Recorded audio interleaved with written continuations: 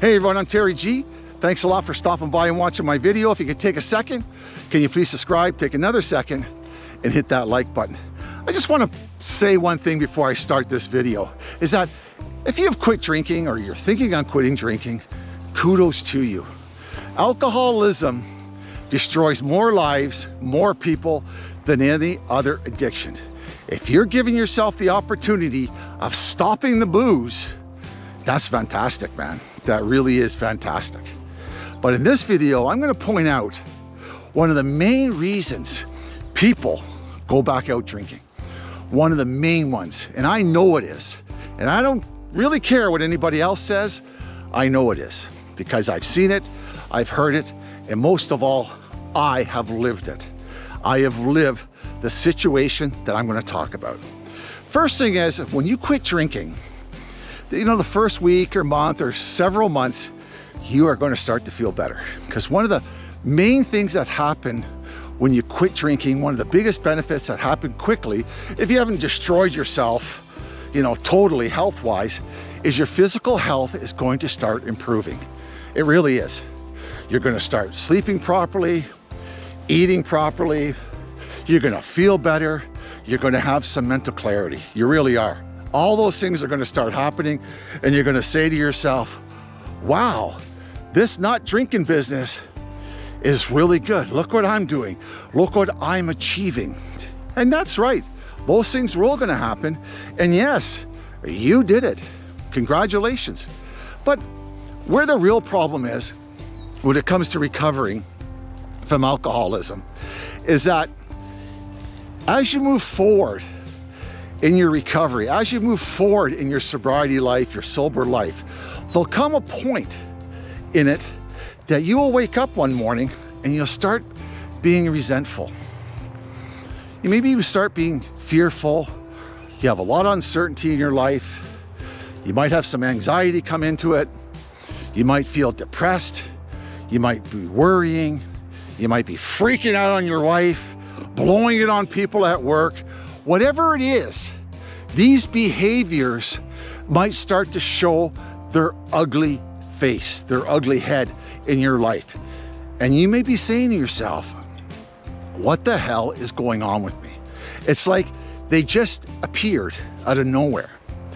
And that, my friends, what I'm talking about is where most people start questioning themselves, and they start questioning their ability to stay sober, because they start saying to themselves, man, I need a drink because I can't handle my life on life terms. What sounds perfectly normal to a lot of people. It even sounded normal to me. That's why I drank and ended up in jail on a relapse after about 8 months sobriety. And that is where I always say sobriety and recovery meet. Most of us think because we quit the booze, we're in recovery, but we're not. Where we are is in sobriety. And sobriety, anybody can have sobriety. You just don't put booze in your body, and you'll pass a sobriety test on the roadside if a copper ever gave you one. But recovery is different. Recovery is much different than just quitting the booze. And thinking that we can do it on our own is one of the biggest handicaps that somebody will have when they want to quit alcohol. They will. Thinking that we can do it, that we're an island, willpower will do it, will not do it. And I'll explain why. Alcohol itself, alcoholism, and it's not me saying it, so don't blame Terry G. Alcoholism itself is a three-part disease. It's a mental, it's a physical, and it's an emotional. And that's why a lot of people feel that physical benefit from alcohol, because that's usually the first thing that starts improving in our lives. Guarantee it. But what about the mental? What about the emotional? That's where the problems start to arise in a lot of people. They really do. And some of the key behaviors that you'll see in somebody or in yourself over time if you're not working on your issues or your problems, is that you'll start to control situations. You'll have anger outbursts. You'll start to isolate. You'll start to do avoidance things to avoid situations for you don't lose your shit on somebody. You'll start doing all those things. And the reason is for that is that that's the way you coped to avoid things. And the problem with alcoholism being a disease is that it needs to be treated like a disease. It needs to be treated like a medical problem. And it is a medical problem. And the first thing I would strongly suggest, if anybody is in long-term sobriety or wants to get their act together, you need guidance. You need support. Trying to sober up and have the disease of alcoholism and trying to sober up, forget it. It's too hard to sober up by yourself. It'd be like a self-help group. It'd be like an idiot helping an idiot. I don't mean to say it like that, but it is. You'll just do what you know, and you'll do what you know best in your sobriety. Because what happens in alcoholism, we carry a lot of baggage with us. We carry trauma with us, but we carry behaviors or coping behaviors the way we used to cope when we drank. And most of us, our coping mechanism when it came to alcoholism was the booze. If the girlfriend left us, we had a drink. We might have not got pissed, but it soothed us. If we're feeling angry or getting enraged, we might have a drink. If we felt lost, we might have a drink. If we want to get laid, we might have a drink to build our confidence up. Most of us developed coping mechanisms through the bottom of a bottle. We saw life like that. So when we sober up, yes, you're functioning normal. You're not walking around and with a limp or in a wheelchair. You don't look disabled. No, you don't. But you are, in a certain way, disabled a little bit, especially emotionally and mentally. And trying to do it by yourself will only lead to one place, and that's back out drinking. If you're an alcoholic, you got to find support. And that support can come in many, many ways. A long-term support that it works really well is Alcoholics Anonymous, 12-step program. You get support, you find like-minded people, you get hope. And they have a 12-step program that is a way of living that's structured one day at a time that can help you cope with life one day at a time. A lot of people don't like it nowadays because God, I always say, if God drives you out of the rooms, alcohol will drive you back into the rooms. And that's for sure. So that's one way of doing it. You can go to secular groups that don't talk about God. I think they talk more about spirituality. I don't really understand 100% about secular groups, but I know they're becoming more popular as life goes on. Also, there's Dharma recovery, there's mindfulness, there's smart recovery that's gaining a lot of traction. It's based on motivation and self-empowerment. It's a lot of good things. There's also a lot of church-based groups that can help you with support, or you can go to an addiction counselor, or you can go to a therapist. But the main thing is what we want to do here, and what I'm trying to get at in this video is that we need to change. We need to change. They say in recovery, you need to change one thing, and that's everything. And I strongly believe that. We need to take the bull by the horns and change our lives. Learn how to handle stress properly. Learn about our anger and how to express anger properly. Learn how to have relationships with ourselves so we can improve our relationships with other people. Do things in our lives give things in our lives like the booze used to empower us. Find ways of doing it that we can do it sober and have a happy and joyous, free life. Because I tell you something, it's hard. It's hard. I found early sobriety the most difficult thing to do in my whole life. To get sober and to come out of it, years later and feel great. I feel better than I did before I sobered up, really.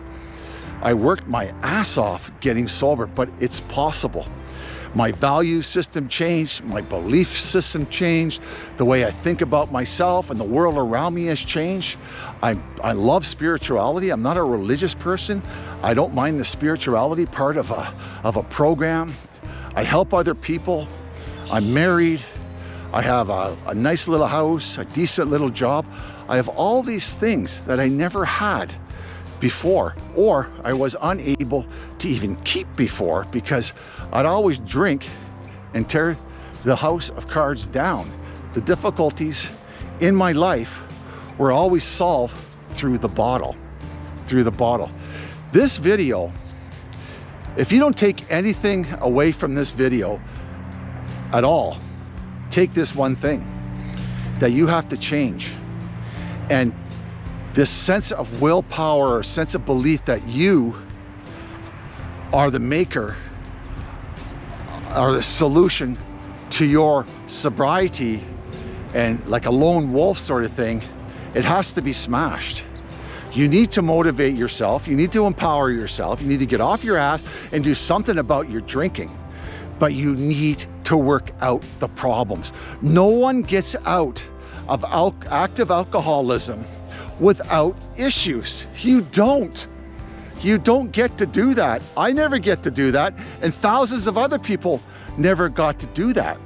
And your sobriety, your recovery quality, and your life quality will be totally based on how much you're willing to give to the process of fixing yourself up, really.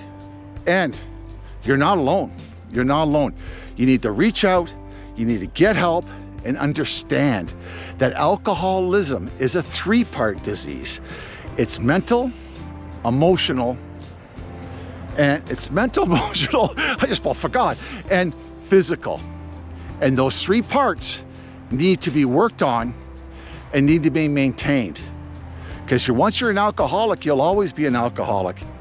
And if you don't work out the parts of your life that cause major stress or maybe major heartache to you, or problems or anger issues, whatever it may be, the very nature of the disease will drive you back to drink. It'll drive you back into the insanity to say to yourself, man, oh man, I drink would feel great.